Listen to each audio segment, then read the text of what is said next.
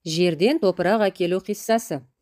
Ұлы Алла Жәбірейілге: «Сен жерге бар да бір уыс топырақ әкел», деп бұйырды. Періште келген кезде топырақтың көңілі босап, езіліп тұр екен. Жерді көріп, Жәбірейілдің де көңілі босады.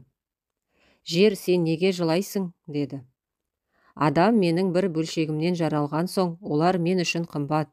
Ертең олар бір-бірімен қырқысады, ұрысады, қан төгіледі. Соны ойласам, қабырғам қайысып, жаным езіледі», деді жер. Жәбірейіл періште кері қайтады. Ұлы Алла: «Я Жәбірейіл, неге топырақ әкелмедің?»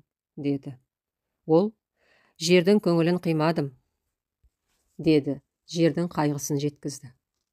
«Онда адам мен Алланы дос қылатын періште сен боласың. Уахиді сен жеткізесің, барлық сүйінші хабар сен арқылы болады», деді. Екінші бұл іске Мәкәйілді жұмсады. Ол келсе, жер тағы да мұңайып жатыр екен. Мәкәйіл: «Жер, сен неге мұңаясың?» деді. «Менен өсіп өнетін адам бір балам емес пе? Олар періште емес, ас ауқатқа мұқтаж, қарындары ашады. Олардың ризық несібесі қалай болады деп уайымдаймын», деді жер. Мәкәйіл жерді жұбата алмай, Алланың құзырына қайтып келді.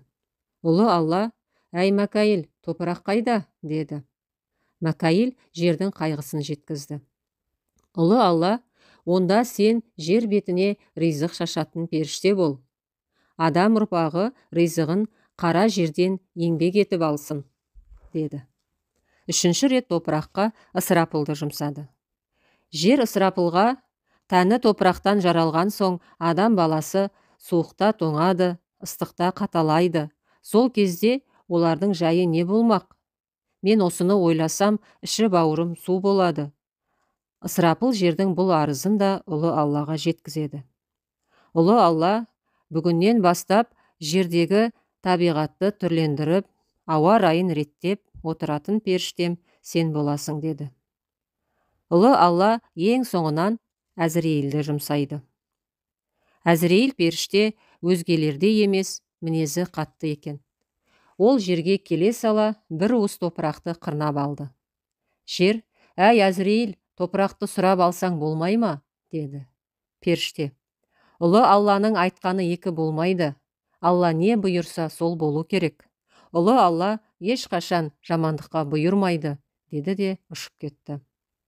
Ұлы Алла Әзірейілдің қаттылығын көріп: «Адамның жанын алатын сен боласың», деді.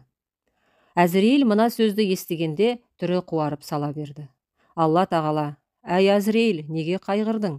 Мені жамандыққа бұйырмайды деп өзің айттың ғой», деп өз сөзін өзіне куә етті. «Я Ұлы Алла, менің солай дегенім рас. Бірақ адам ұрпағы әрбір қазадан соң мені қарғайды ғой. Ет жақын бауырларынан айырылған жандар мені жек көріп кетеді. Қала берді олардың арасында сенің сүйікті достарың, пайғамбарларың болады. Олардың жанын, жақындарын қалай алам? Олардың наласына қалғым келмейді». Ұлы Алла: «Әзірейіл, сен қайғырма. Мен оларға қазаны сан түрлі сылтаумен жіберем. Олардың бірі дерттен, енді бірі апаттан опат болады. Олар ажалдарын сол себептен іздейді.